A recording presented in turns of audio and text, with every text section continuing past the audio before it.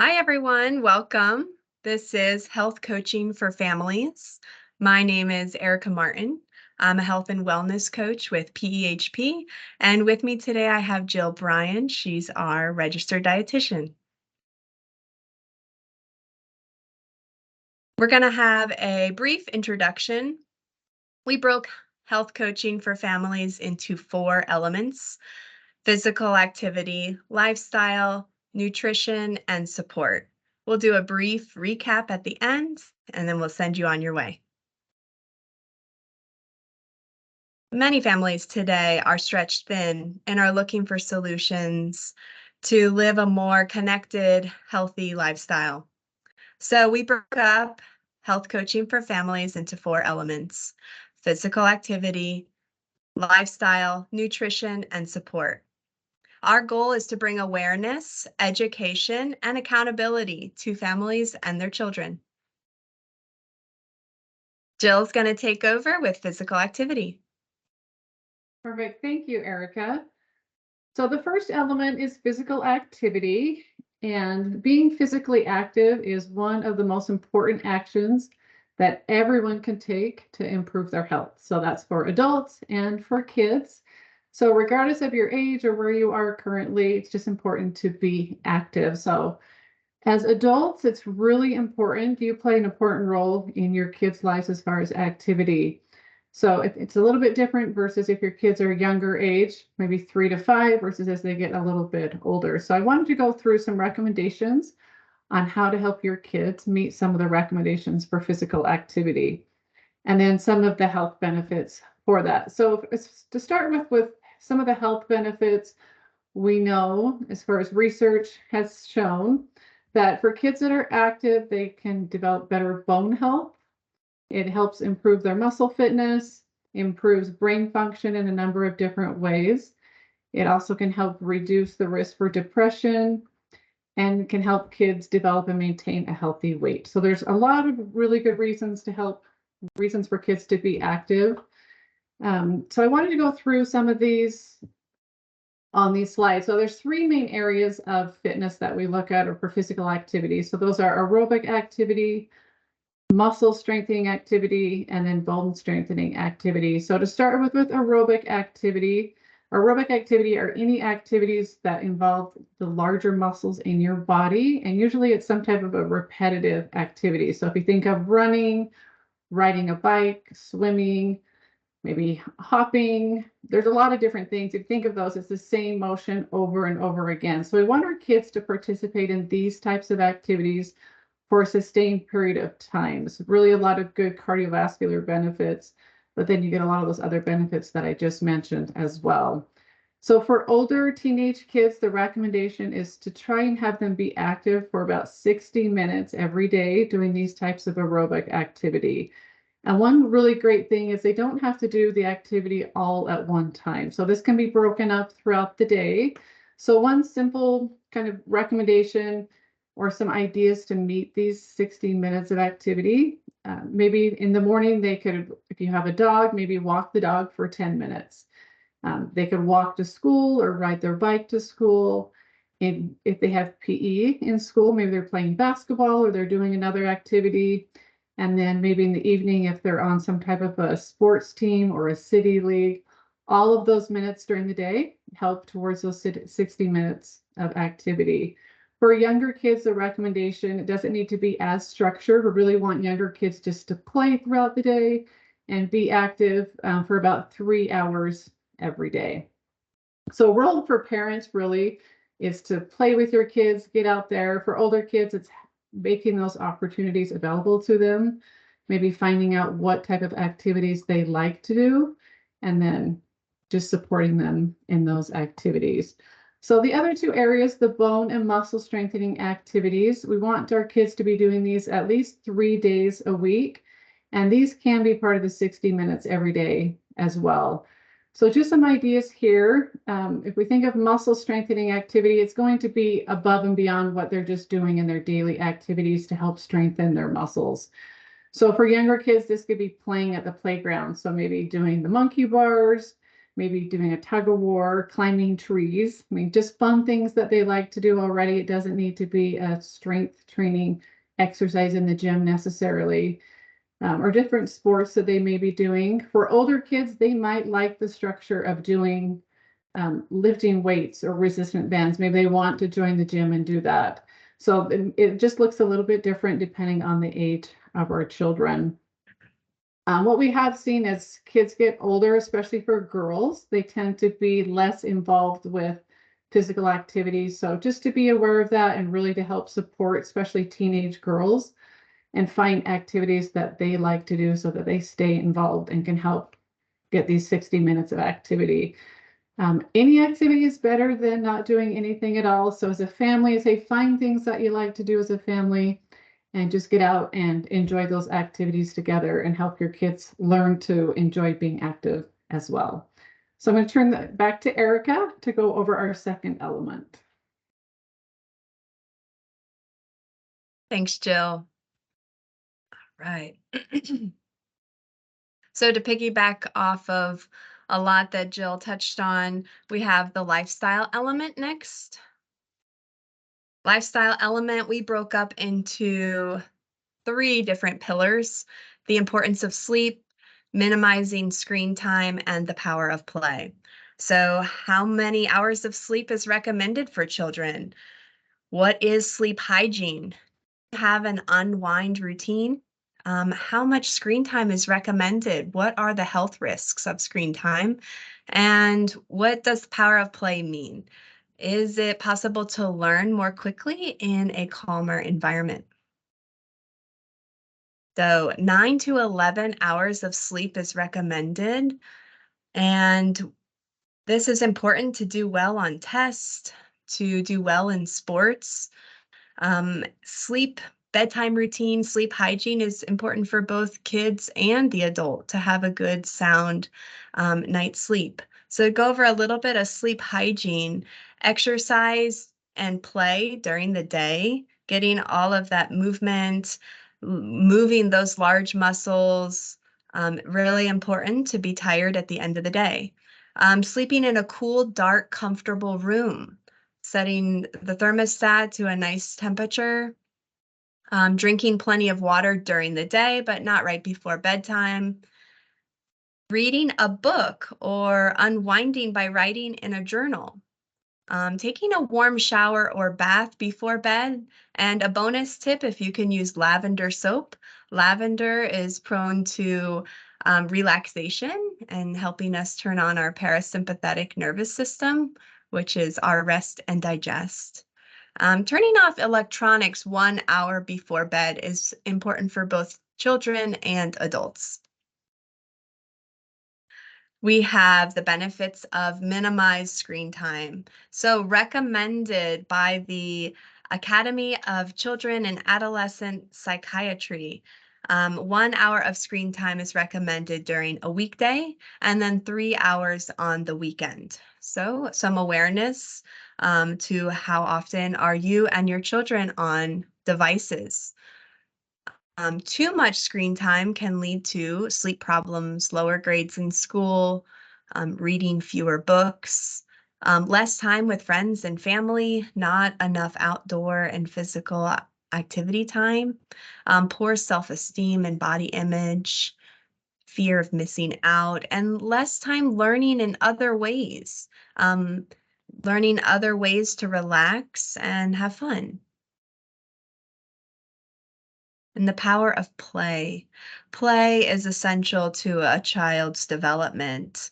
There's a study that scientists have discovered that it takes approximately 400 repetitions to create a new synapsis in the brain, unless it's done in play, and which it can take only 10 to 20 repetitions. So learning occurs more quickly when it's done in a playful, non-stressful environment. So any way that you can connect with your child, you can get less resistance if you can incorporate play, um, laughter, and showing your child that you guys are on the same team. And then I'm going to send it right back to Jill for our next element. Great, thank you. So the third element is nutrition, and I just wanted to share this as I start. So children whose families eat regular meals together are more likely to have a healthy weight and have a higher intake of fruits and vegetables. And I know we're really, really busy. I thought all of us are busy as adults, and as our children get older, this is more difficult. But I think if we know the benefits of eating meals together, then we'll try, I think, a little bit harder. So I'll talk about this a little bit, but I wanted to start this section off with that statement. So I think it's really important to get kids involved with nutrition as early as you can.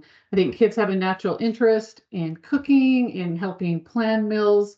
So let's get them involved. And I think that helps lay a good foundation for healthy eating habits if we can start when they're a little bit younger. So I wanted to go through 3 simple ways to help get kids involved. So the first is meal planning. So I'd like to recommend that once a week that you sit down as a family, find a time of the week that everyone's going to be home, where it's kind of a fun, relaxed environment, and sit down and find out, what do your kids want to eat? Maybe get a couple of suggestions from each child. Is there something new that they want to try that week? And then have the whole family involved choosing the meals, planning the recipes. For older kids, maybe they can get on the internet, find a new recipe that's healthy that they're interested in trying, and then everyone can help create the shopping list together. And I think if kids are involved in actually planning the meals, they're probably going to be more likely to eating them, especially if they're a little bit more of a picky eater with younger kids. The next would be grocery shopping. So I know it's really not the funnest thing to take little kids to the grocery store. So it is helpful, I think, if you can do it once in a while to have kids involved and be in the store. So maybe once a month or maybe twice a month, depending on how often you go to the grocery store, take your kids with you. Have them help you find the things that are on your list. Maybe spend some time in the produce aisle. Have them pick out the produce that's on your shopping list.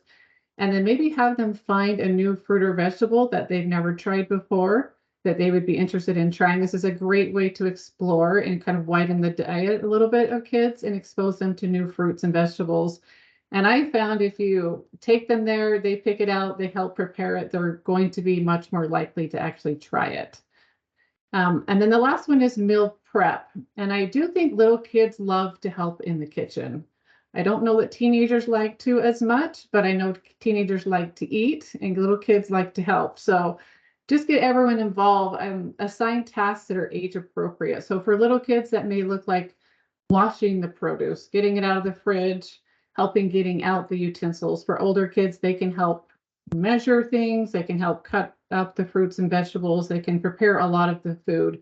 And this really helps them develop skills for learning how to prepare food, develop healthy recipes if they can actually be involved in the kitchen as well. And then I wanted to kind of just give a little bit more information on eating meals together, as I talked about on the first slide. So even though we know it's really important, only 30% of families currently eat meals together on a regular basis, even though we know all the benefits. And I think this is because we're just really busy. A lot of us work full time. We may have kids as involved in sports. They may be working as they're a little bit older. So I think when kids are a little bit younger, this is easier. But I say try and find at least a couple of times during the week, if your family's really busy, that you can have a meal together. If it can't be dinner, then maybe it could be breakfast before everyone goes to work or school every day. Or if that doesn't work, maybe even try at having brunch on the weekend. So something fun that you can reconnect. So I wanted to go through a couple of the other benefits of eating meals together. So the first one is the physical health benefits. So we do know that your meals tend to be more balanced when you're eating together, instead of just everyone grabbing something maybe random from the fridge, or older kids stopping and getting something for takeout. They develop healthy eating habits. They tend to eat slower, which is great. So we can learn to recognize when we're full instead of eating really, really quickly. We're able as a family to sit down and talk more. And it really helps expose younger kids and teenage kids to a wider variety of foods, which can help kids become less picky, which just results in a better diet overall. Mental health benefits of eating together, lower rates of depression, less anxiety, and less eating disorders.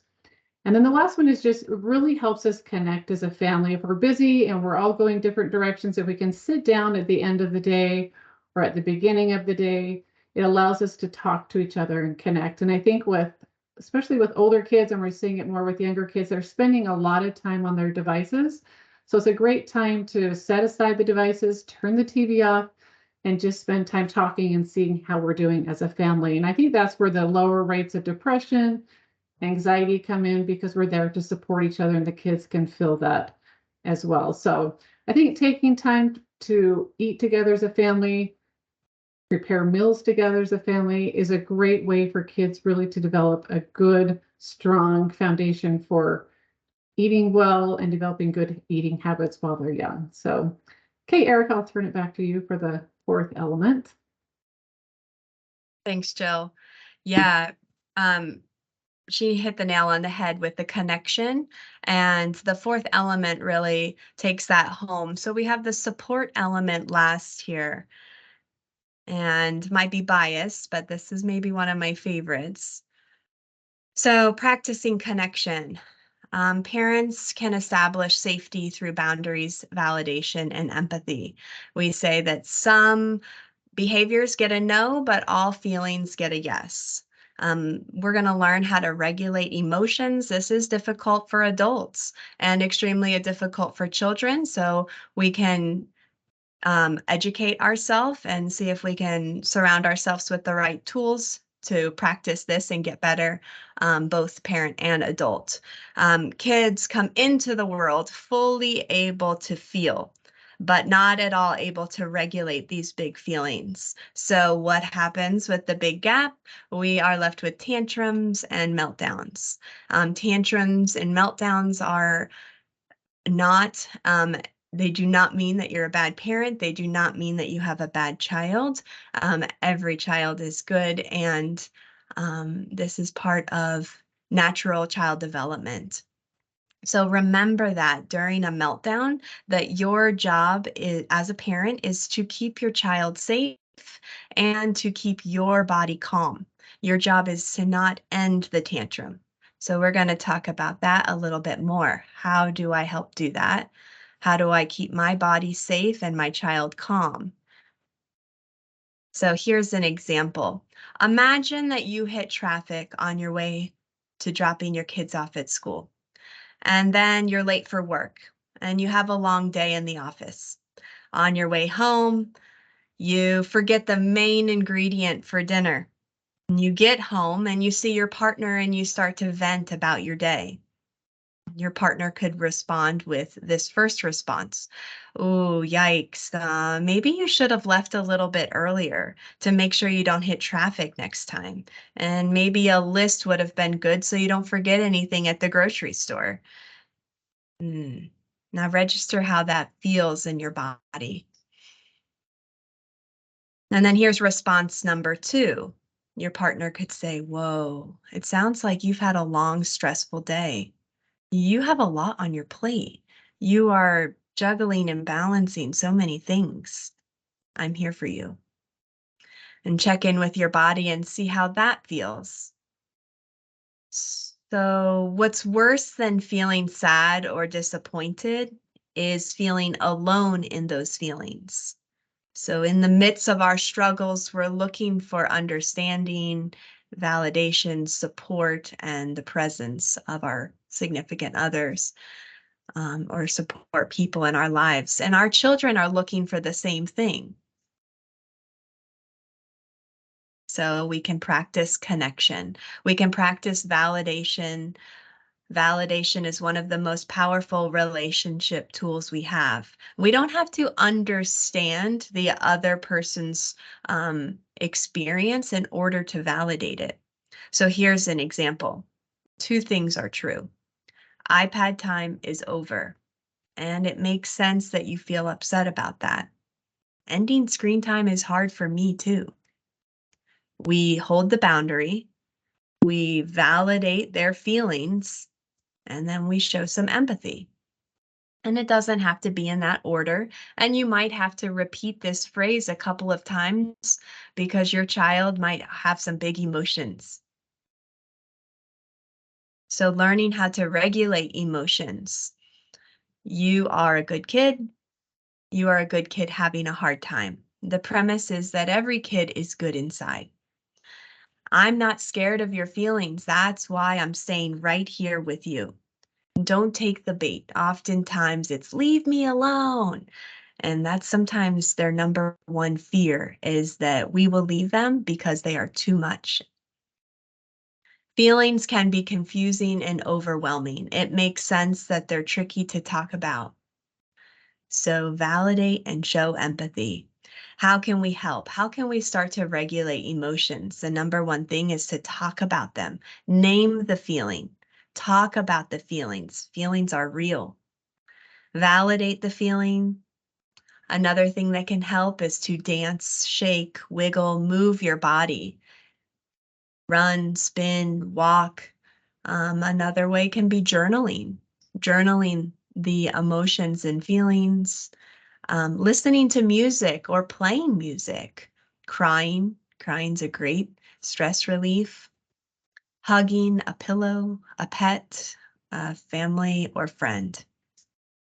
And this is for adults and for children. We always could use a reminder of that. So lastly, Jill and I would like to do a short recap of our 4 elements with health coaching for families.